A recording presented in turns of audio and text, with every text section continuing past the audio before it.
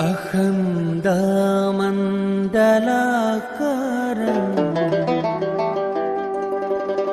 व्याप्तं येन चराचरं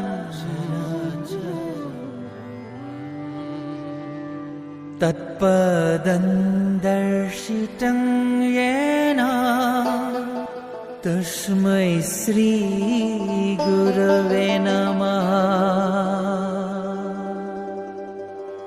अखण्डमण्डलाकारं